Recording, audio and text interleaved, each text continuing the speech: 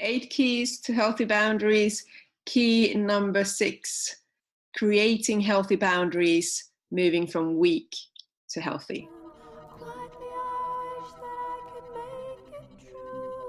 Hello, lovelies. It's Tiina here from Own, Kind of Wonderful, helping you reclaim who you truly are. Okay, so we are creating healthier boundaries now, and we're moving from weak to healthy, right? In the next episode, we're looking at rigid to healthy. But today, for those of you who have discovered that you may have weak boundaries, and now looking at, okay, so how do I start communicating boundaries now? Can seem daunting for many of us. I've been on that journey myself. It's like, how do I do it? Like, now I know, and I don't want to have it like this anymore. So, number 1, start thinking about it as making simple requests. You know, you're making a request for something that doesn't, feel okay for you. So you're asking for something.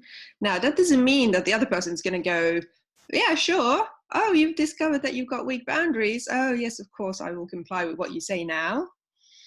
That might not happen. But it is kind of cultivating that language now. So you're making a request.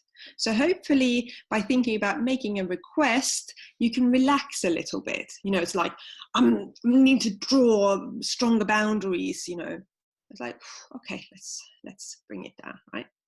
Let's calm down about it. Let's make it a bit more light. And then I got 2 things for you to now practice. And this first one I have mentioned already in the series, and it's practicing saying no. Because many of us who have got weak boundaries, we've got a tendency to say yes to everything. Almost even before the other person has finished their sentence of, asking us to do something, we say yes, because, that's just what we're supposed to do. So now we're practicing the word no. Sometimes, if we're really struggling with that, sometimes we need to start at the mirror, right? Looking at ourselves going, no, thank you. No, I won't be doing that now. I'm glad you asked, but no. Okay? So it's practicing those different ways of saying no. And, sometimes, well, always actually, no is a complete sentence. You don't owe anyone an explanation. Sometimes we go, oh, I want to say no, but then I have to explain why I'm saying no, and then the other person will come with a, yeah, but you could do it this way, and then you're going to go, oh my gosh, yeah, okay. So it all kind of falls in. Sometimes it's like, no, thank you, right? If you feel like, well, I don't really need to stand in front of a mirror and do that, the next step, or the first step, depending on where you are, is to practice with someone you love and trust. So maybe that's your partner, and maybe you go, oh, Harry, can I practice saying no with you? Because I just need to taste the word no. Because I have never learned to say no. Or once upon a time, I was able to say no, but nobody respected that. That was a bad thing. So I learned that I needed to always say yes to be liked. Okay? But now I realize that I don't like my life like this. I'm doing things for other people all the time. I don't have time for my family. I don't have time to spend with you, Harry.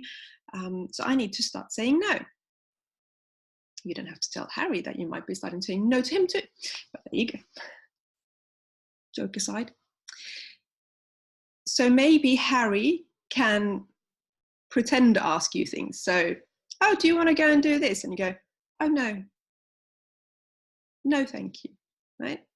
And it might seem a bit silly, but sometimes that's where we need to start so that we can practice just saying it, because it is so foreign to us.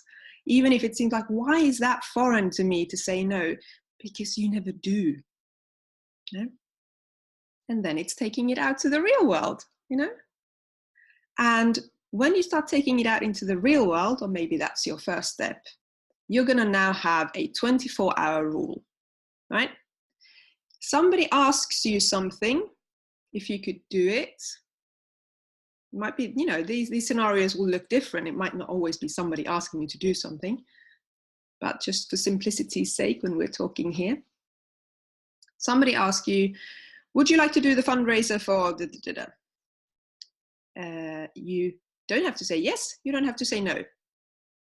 You say, I'll get back to you tomorrow.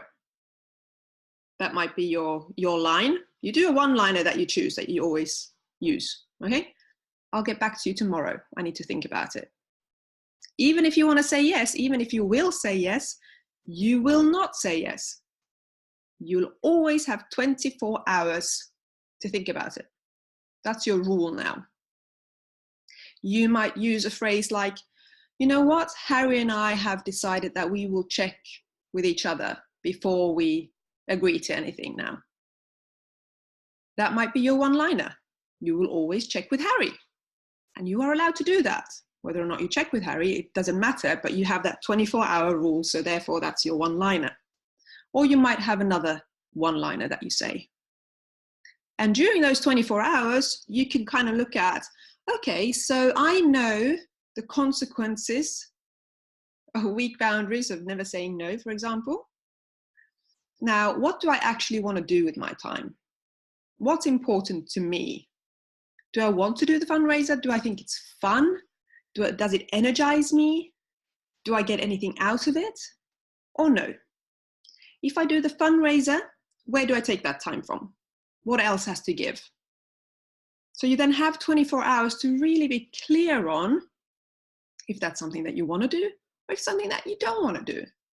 And if it's something that you don't want to do, you get to practice your no. No, I've thought about it and actually I don't have time right now. It's a no. No, Harry and I have agreed that, I'm not going to spend my time on that this year. Okay? Or sometimes it's just like, no. Okay? So that's you going from weak boundaries to healthy boundaries. There's a few practice steps for you there. Let me know how you get on. You can comment here. You can send a private message. Just do it. That's how you get there. You need to practice. You need to do it.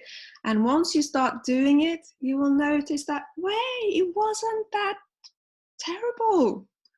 The world didn't collapse. It's all okay. Sometimes people will get angry when we say no. And just because they get angry doesn't mean that you should have said yes. Their anger has got nothing to do with you, okay? So please, I know that when we who have weak boundaries, sometimes it is because we're people pleasing, and it was like, oh, but I want everyone to like me, and oh, if somebody gets angry, that's scary, and that means that they don't like me anymore. That anger has got nothing to do with you. And no, it does not mean, I'm repeating myself here because this is important. No, it does not mean that you should have said yes instead of no. It probably is a good indication that you absolutely should have said no. Okay, good.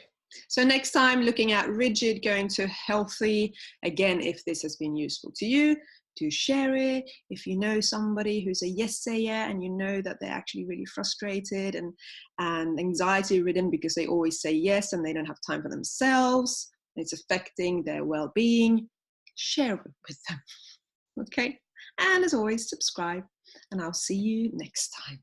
Bye now.